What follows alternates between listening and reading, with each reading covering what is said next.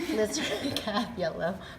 All right, trust me, this will help. I'll get it on there. Okay, and then usually we use Cerulean, but Cerulean, because it's more semi-transparent, but I think, again, like I'm going back to, because it's acrylic already, that we can get away with it. Okay, what we're gonna do is, so if I look at my photo, I'm going to think about where my lights are at, right?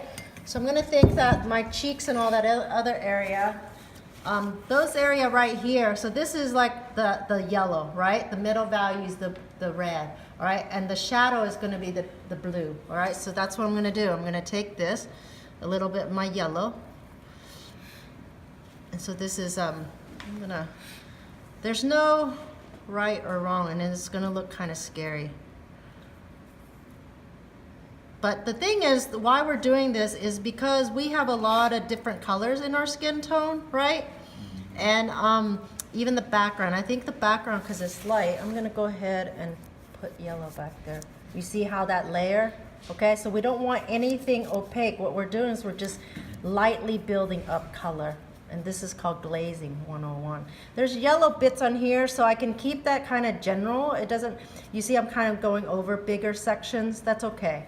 All right, that's all right. Because you're gonna go over them anyway. What we're trying to do is just build up color is our goal. I'm gonna keep going over here and on my forehead. So this is another reason why we wanna keep it fairly smooth. I can invade those areas, I'm gonna show you. This area I can pop out, lights back, okay? I'll show you. So the yellow's only going over the lights? The yellow's going over only the lights, but we're not, this is just like a very start of it, right? So I'm gonna do is keep building up. I might put a little here. All right, that's enough for my yellow, okay? So now I'm gonna take my red. Now what's gonna happen is, before I do that, I'm going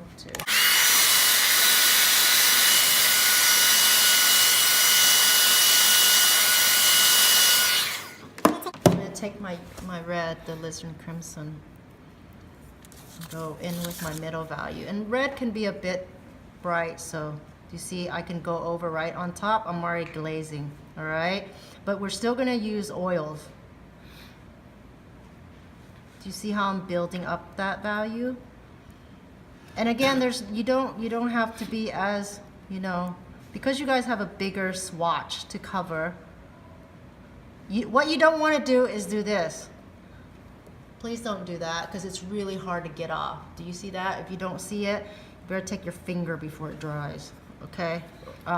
What you want to do is make sure that we're covering these bits. I'm gonna go ahead and put a little bit reds back in these other areas. So what you're doing is you're glazing. So you putting red over what exactly? I'm putting red over my middle value. All right. Now because it's just acrylic. All right. I can go back. I'm gonna go back with my oils. What I'm trying to do is build up my value. I'm going in with my middle value. Now, even if I invade that area where the dark is starting to be in a certain area or where the light is, that's okay, because you can go over it. All right, so middle values for the reds for the middle values. There's some darks, but I can go back in and really build up some of this middle value. What you don't want, you want everything to stay, I'm already building up glazes here.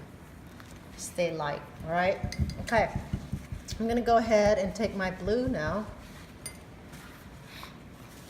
Like I said, usually we use Cerulean, so this phthalo, it is phthalo. I like the phthalo because it tends to get darker faster, and I'm impatient. See, I forgot to put reds back here. I'm gonna go ahead and put this in some of the darker bits, and making sure that, again, we're building up glazes.